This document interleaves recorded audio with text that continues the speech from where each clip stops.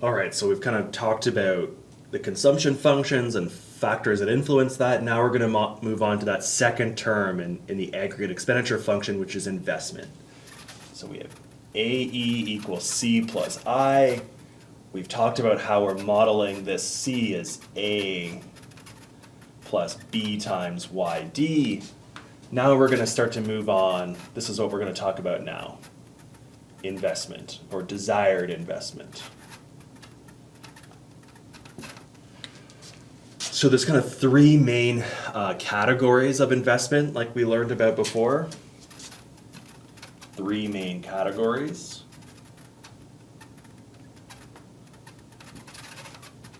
The first was inventory, or one of them was inventory. Residential sales.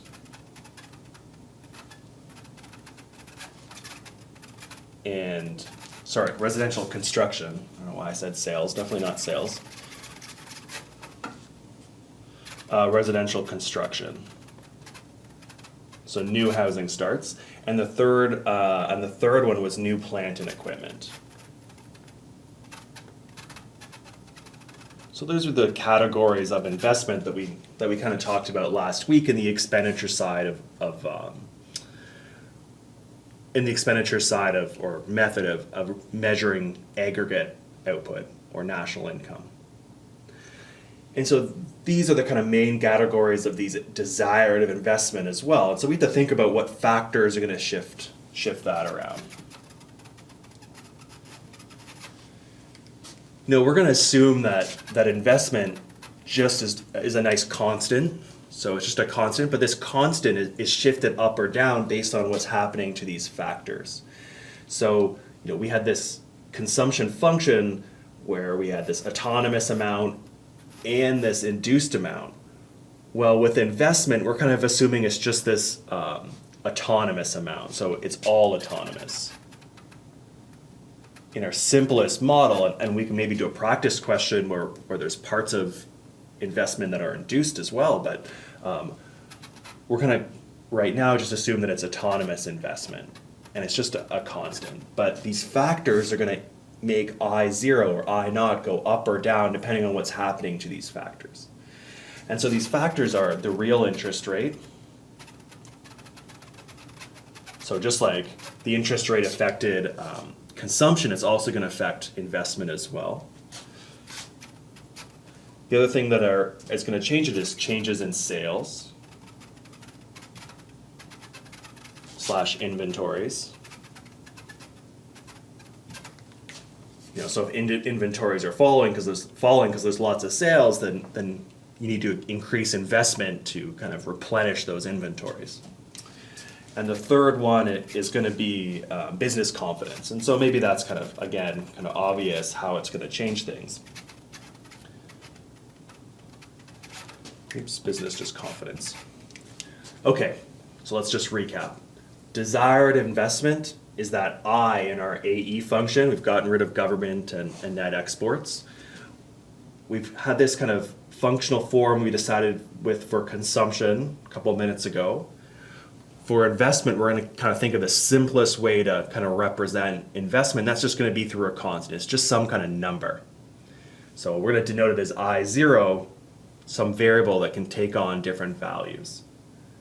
There's kind of three main categories of this desired investment, just like actual investment: inventories, residential construction, and new plant and equipment. And we're going to think about these three different factors, and we're going to get into them more now, how these three different factors are going to shift desired investment up or down depending on what happens. And so these three factors we're going to discuss are the real interest rate, changes in sales and inventories, and business confidence. All right, so we were just talking about this idea of investment, or desired investment, so AE equals C plus I. Talked about how this I is just going to be equal to some constant. Now that's the simplest way we can probably model this I, it's just some number. but this number gets pushed up or down based on these other factors. And these factors we talked about were the real interest rate, business confidence, and sales. Or, different order. Real interest rate, sales, business confidence. And so let's talk about how these three factors influence it. So let's start with the interest rate. If you remember, the interest rate is like the cost of borrowing.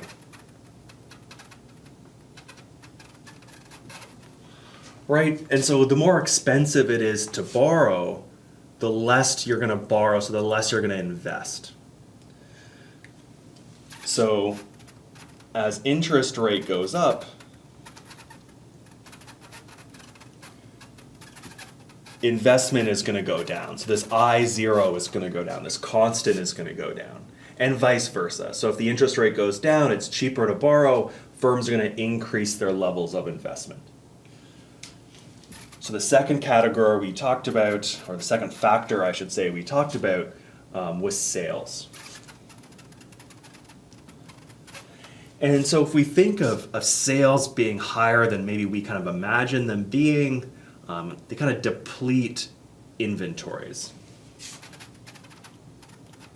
So high sales decrease inventories.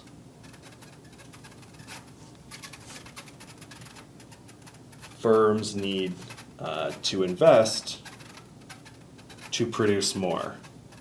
To produce more, or maybe we say replenish their inventories.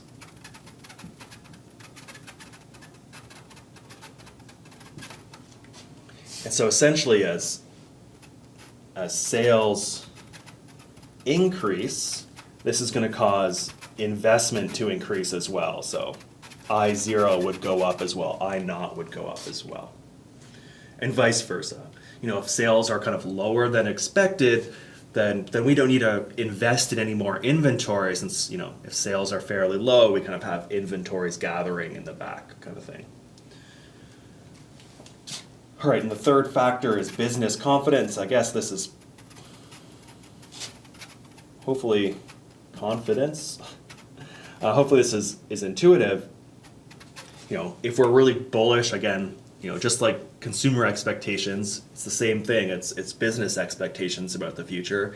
If you think the economy is going to do really well in the future, you might invest more today in things like plant and equipment, or kind of get more inventory and things like that to take advantage of how the economy is going to be better in the future. If you think the economy is going to be worse in the future, you're going to think, I don't need to expand my production capabilities. I don't need to have millions of units in inventory because the sales aren't going to be that high anyway in the future. You're going to think that if you're kind of bearish or you're not confident about the future. So an increase in confidence, I don't know what I was trying to spell there, confidence is going to decrease investment, which is decreasing I0 in this case. All right, so let's just recap really quickly. Investment or desired investment is the second part of our desired aggregate expenditure. We're going to model that as just like a constant for now. So I0, just a constant, like 300 billion or whatever, 100 billion, 100 million, whatever it would be. And we're going to think that this constant gets affected by different factors. So the interest rate if the interest rate goes up, our investment goes down. If the interest rate goes down, our investment goes up. This number goes from 250 to 300 or 300 to 250, for instance. The second factor is sales. And so if sales are really high, we need to replenish our inventory. So high sales means increasing your inventory to replenish it, which is going to mean an increase in investment. So if sales are high, then investment is going to go up. And the business confidence, I think, is fairly intuitive. If you're really confident about the future, you invest more today to take advantage of the fact the economy is doing well in the future. So high business confidence or reports that come out that say the economy is going to do really better in the next little bit might make companies more kind of bullish about what's going to happen, and they might invest more in plants and equipment and things like that. All right, so now let's bring these two factors together, consumption and investment, and think about how we can graph this aggregate expenditure function, talk about equilibrium, and then get into changes in equilibrium.